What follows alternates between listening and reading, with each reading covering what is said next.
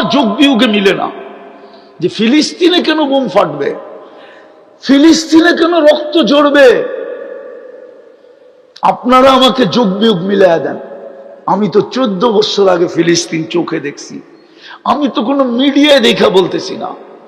আমার তো ওই জমিন পারানো আছে, চষা আছে।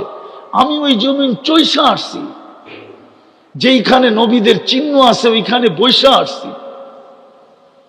আমার যোগ বিয়োগে মিলে না। এখানে বোম ফাটে তো ফাটে কি করে? 60,000-এর উপর এই পর্যন্ত মরে গেল, সমস্ত বাড়ি মাটিতে মিশা গেল, আকাশের নিচে সবাই ঠাই হয়ে গেল উম্মতে মুহাম্মাদি। কেন? এই জন্যই আজকের আলোচ্য বিষয় এটাই। ইতিহাস তো বলে দিয়ারুল আম্বিয়া, 4 জন নবী ব্যতীত, অল্প কয়েকজন নবী ব্যতীত 1.25 লক্ষ সব নবী শামে আসছে। আর শামের ক্যাপিটাল হলো ফিলিস্তিন আদি যুগ থেকে। ওইখানে বোম ফাটে কি করে? বুঝান, আমাকে বুঝান। আমি উলামাদেরকে প্রশ্ন করতেছি, আমাকে বুঝান কি করে ফাটে, কি করে ওইখানে বোম ফাটে? যেখানে 1.25 লক্ষ নবীর সম্মেলন হয়। মেরাজের রাত্রে 1.25 লক্ষ নবীর সম্মেলন ছিল বাইতুল মুকাদ্দাসে।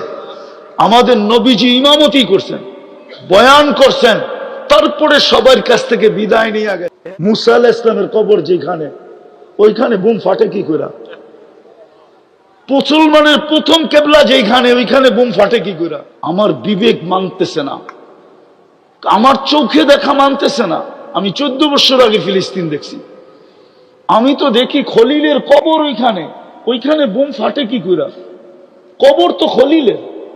খলিল বুঝেন? ইব্রাহিম খলিলের কবর। আমি তো চোখে দেখে বলতেছি, কবর আমার সামনে, এখন আপনাকে দেখাইতে পারতেছি না। খলিলের কবর যেখানে, ওইখানে বোম ফাটে কি করে? যুবকদেরকে একটু বুঝাই দেখি। রান আউট থেকে বাঁচা, বোঝেন? রান আউট থেকে বাঁচার সর্বশেষ চেষ্টা কি? ও যুবক বলো না, কি করা? দৌড়ে যদি দৌড় দিতে দিতে দিতে নিজের পাও যদি নাও ঢুকাইতে পারলো, তো ব্যাডের আগাটা যদি দাগের ভিতরে ঢুকাই দিতে পারলো শুয়া, তারপরও রান আউট থেকে বেঁচে যাবে। হ্যাঁ, আল্লাহ বলে এতটুক কর তুই,